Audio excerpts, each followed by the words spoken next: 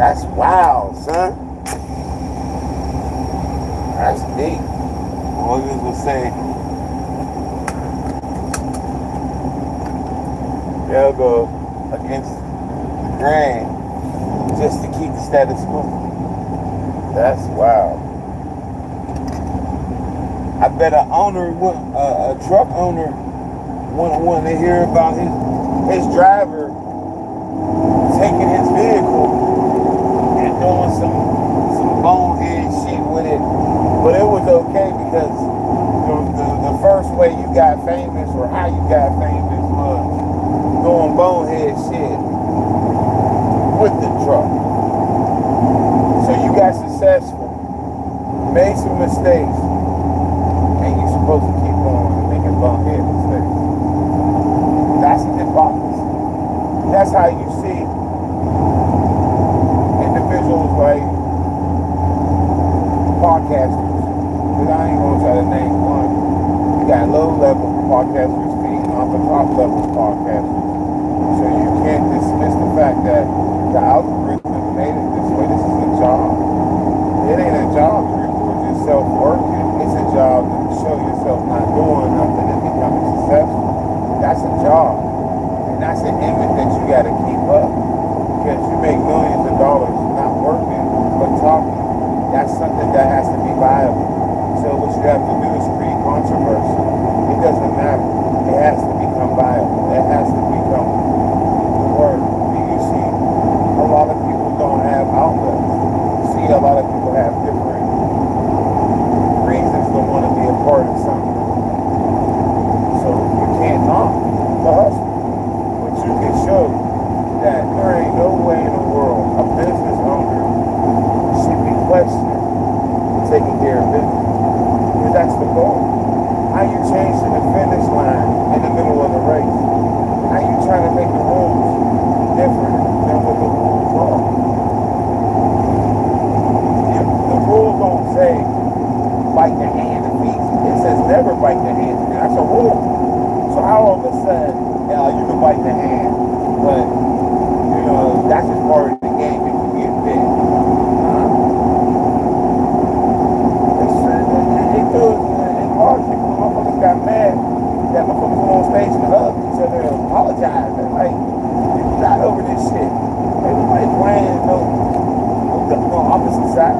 So when you elevate, which you should congratulate, which you can, obviously, you're stuck in this reality that this businessman, fuck all about the stage name. Fuck all about what you talk about is past. That'd be like a nigga bringing up your past and rolling through the fire, regardless of you being successful. So them motherfuckers that got successful podcasts that did shady shit. When they was 19, they got a little girl drunk. They caught a charge. Nobody talk about that shit no more, because that's not who he is. That was a mistake. That was some shit that was borderline kid shit. And he built off that. So you can't even say, he stood on it. So, wow. Oh, he got the energy. He got the business owner. You like everybody. So that's how you know you can't like everybody. Everybody, like everybody. You know what I'm saying? Business is business. They say that in the Bible, so really everybody that's talking shit ain't never read the Bible. Because it's saying the word of God. If your shift was at 6 a.m., you had 5 shifts. They all got one dinero. So at the end of the day, if you agree to the terms, then those are the terms you agree to. And that's in the word of God. So all of a sudden, you can go find Yahweh's book, Allah's book. You say it in there probably too. Can he say it? So it's hypocrisy in it. And that's what makes it bad. There's a bunch of people who are non-believers. And then you got a bunch of people who was messed up as a young child. And they came in this world angry. Their parents ain't gonna fuck about them. They don't know what love is. They don't know how to rationalize. So you say God, they Satan himself. Because that's what they feed them to. That's what they love into.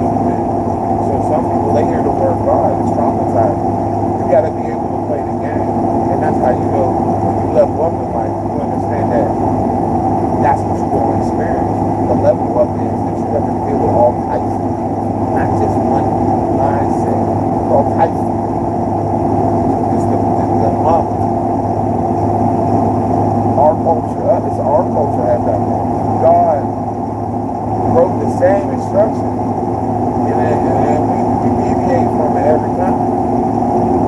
There's the algorithm. Because if I'm on a podcast and I make millions of dollars doing this, people must believe what I say. So I gotta keep standing on business and spewing this shit. This is factual. This is real shit. This is what I consider real shit. This is what they paid me to do.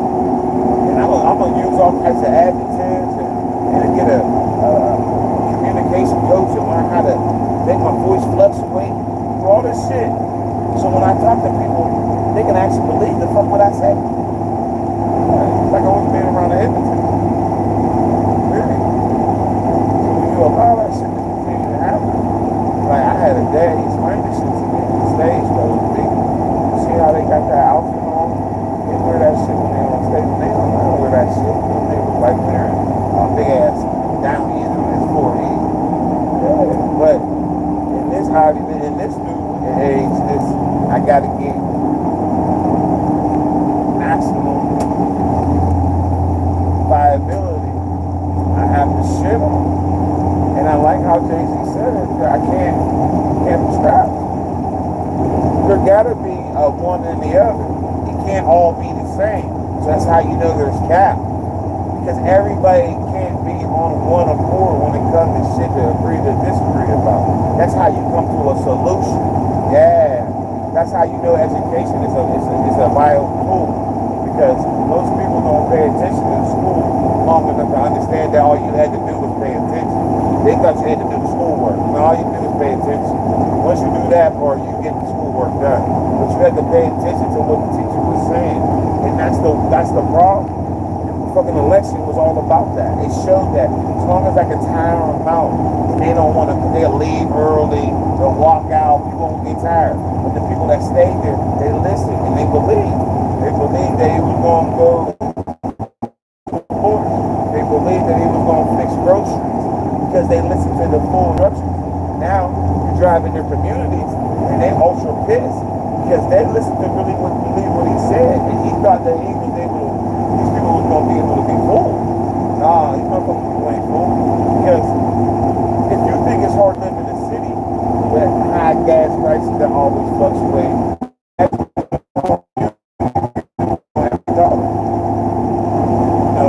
and they cut grants, they cut USA, all that shit plays a factor in the rural community. So that's why I say once again, for anybody to always think that you'll be able to always think that it's easy to discredit a working man. That's kind of hard because a farmer's a working man.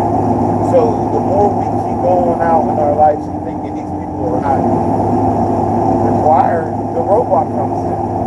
That's how cold we became. We're gonna let the robot dictate to us what's life because humanity doesn't realize that farmer that started all this shit.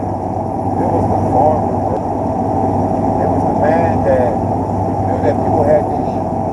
He cared about people. He cared about them more than they cared about themselves. And it was the bartering system to help the farmer get the tools he needed. So that welder and that locksmith and that horseshoe manufacturer that helped his horses and his steeds get all the things, the doctors, they all bartered.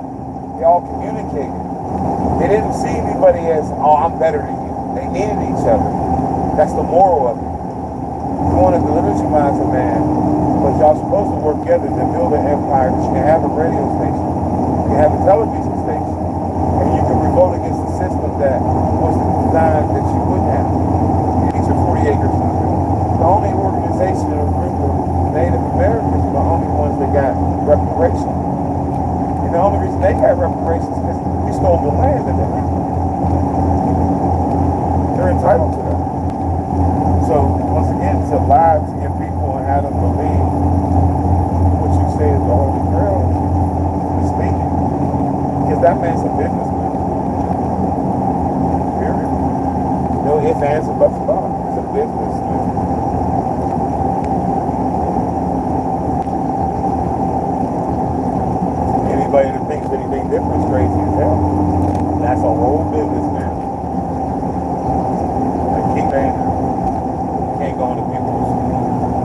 establishment and steal. You can't go to Walmart and steal. So now all of a sudden, we gonna justify poor behavior by saying he made enough money. Well, if he made enough money, didn't Coca-Cola make enough money? Didn't Nike make enough money? It's just the hypocrisy of it all that the sponsors don't even say, hey, something occurred and we're going to shy away from this. No. The sponsors like, yeah, double down. We know that this is going to get them going and we will get some extra security. We'll do what we got to do. But we're gonna raise the temperature on people who don't agree with the contract to now start. Because Kanye didn't get it up. I think it lost $1 billion. Now that's the killing motherfucker right there. $1 billion, I kill everybody. See? Now nobody gonna agree with that. Just kill him. Fuck it, love him. This nigga just wanted out of his contract. They took money out of Kanye's account. Kanye a billionaire again. It comes to go. Resiliency. You gotta deal with adversity. Everybody gotta deal with adversity. Shit, you think that person that went to go see the doctor about a sore throat? He went in that motherfucker for a sore throat. That find out he got cancer. He beats it. But he's resilient.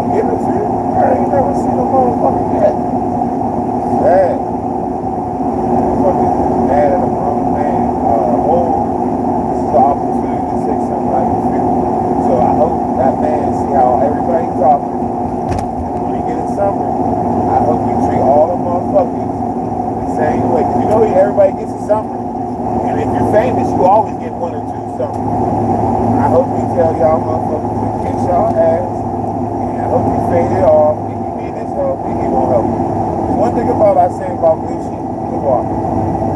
He was able to go from a fat, chubby ice cream face dude to wild, wild, crazy shit. So when he got out, the fellas turned him into a city as a punk.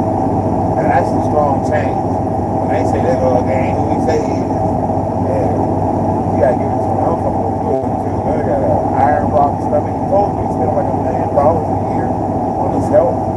Like salute. Like that's information you want to know. I don't know. I ain't old enough to listen to no nigga named Shiesty. I don't like Shiesty people, so anything that start with Shiesty, I'm gonna back up because I'm not a person. But I can be on some Shiesty shit if you would like to do some shit. Be on some shit. That's one thing about it. I like that motherfuckers think that's the only way shit can work. Your way. Your way, then we're gonna do it your way. I'm a total equal opportunist. If that's how this works, we're gonna do it your way. Why change the narrative? Why anything different? We're gonna do it your way. What the fuck does that mean? Okay, I just dropped off a whole school to do a flyer at an event where a whole bunch of bus drivers did. You don't get it. The organization that's having the event just help these drivers make money. So at the end of the day, what's the point? What's the point that you only sit in a rented office or a rented basement and talk? There's a society that makes women go out and do it. And you don't respect that you think that the doers are less than the non-doers. The non-doers have nothing to do all day but talk. And you can say, I go to the gym, lift weights, and scratch your nuts. But you're not going nothing. You're going nothing but spending negative energy. And that helps the people that want to one day be like you and do nothing think like you. Because they don't know. They can come out here, start a business online, driving, and do the same thing you do. And drop off 50, 60 people at a time. Give it a break. He was a businessman. They robbed the man, and now the person that did it betrayed a businessman that helped him become successful. If it was so good and the grass was so green, why the fuck did the original people that wanted him to be in this town sign him originally? Why didn't they go after him originally? Why did you have to wait to see his asset to fucking make a decision on you one day on your team? If the man signed everybody in your hood and you felt like he was violating you, why didn't you help everybody in the hood and sign everybody too? Why is there an issue for a man to level up like white people do? Motherfucker stole the McDonald's off the man. He said, man, I'm gonna open a burger joint one day. Made a whole fucking movie about it. Wow.